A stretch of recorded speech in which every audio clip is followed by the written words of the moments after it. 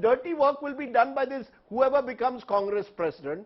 Rahul Gandhi has all the power and the focus without necessarily accountability of responsibility. He's lost 2 consecutive general elections. Certainly the second, he was the face of the party. But he will continue on this yatra playing other roles as some kind of a mentor. But the dirty organizational work, the bricks and mortar of politics will be done by this president. Is that what you're suggesting? So I think we are preempting a process that is underway. I think we are even preempting the notification has not come. It will only come on the 22nd.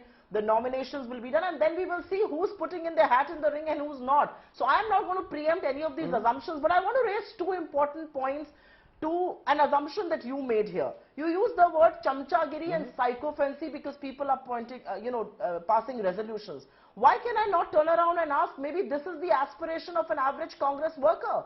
I'm a Congress worker and I get inspired by Rahul Gandhi. I like his absolute then why doesn't he become president? Determination to take on Then why doesn't he become president? Somebody who's scared. No, wait, I'm answering your question. No, and I will if he's your inspirational figure, why doesn't he take up the responsibility? Rajdeep, you have asked me a question.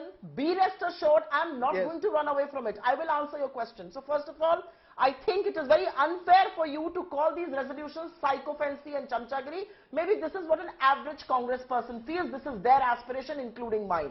The second question that you asked, that Rahul Gandhi is enjoying himself with no accountability. He took accountability of the 2019 loss and quit this position. Who in his position would give up power? So let's cut the man some slack. This is very unfair, firstly. The second thing that I want to say is, I think every party needs a moral compass. And I think to our party, Rahul Gandhi is that moral compass. He takes on Mr. Modi. He holds the government accountable. He is not going to be scared by your EDs and your income taxes or the CBI raids. And he says that he says you can put me in prison for 5 years. You can ask me the questions. I'm not going to be scared. I will still continue to hold you accountable. But sections of the opposition, जो लुका छिपी चलती है वो नहीं चल सकती है. You cannot play mice and cat and mouse in this. You have to take on the government of the day because they are ruining the economy. They are tearing the fabric of our country and they have to be stopped. This Padyatra is not easy to do. It's very strenuous. It takes on you physically and mentally. It does not just need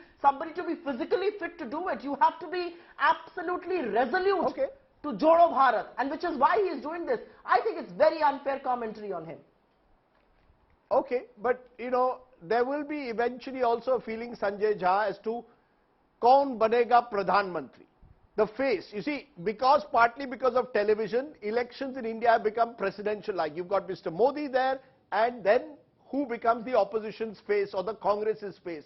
Is Rahul Gandhi, according to you, still the face, irrespective of whether a Tharoor becomes Congress president or a Gehlot or someone else? Or do you believe it's possible to even have an alternative face to the Gandhi family leading the opposition and the Congress?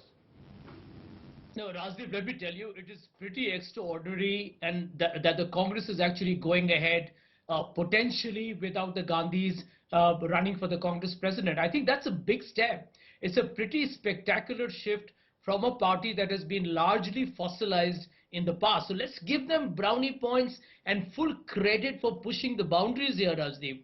The second point, I also believe no matter the hype about Arvind Kejriwal and the others, if any party today can stop the BJP's juggernaut, the authoritarian, kind of railroading of the entire institutions in this country, it has to be the Congress, but the Congress has not been fighting fit for a long time. So I think all these developments actually are headed for the right direction. After a long time, there is a sense of optimism returning. I do believe Rahul stepping back from the leadership. I know Congress loves him.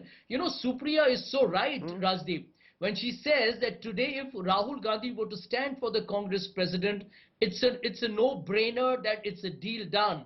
But give the credit, therefore, for Rahul to step back and for the Congress to embrace change. And I believe if the Congress resurrects itself, which it can, I honestly believe things can change remarkably. You never know what can happen tomorrow. So these are positive developments, and I will keep my fingers crossed.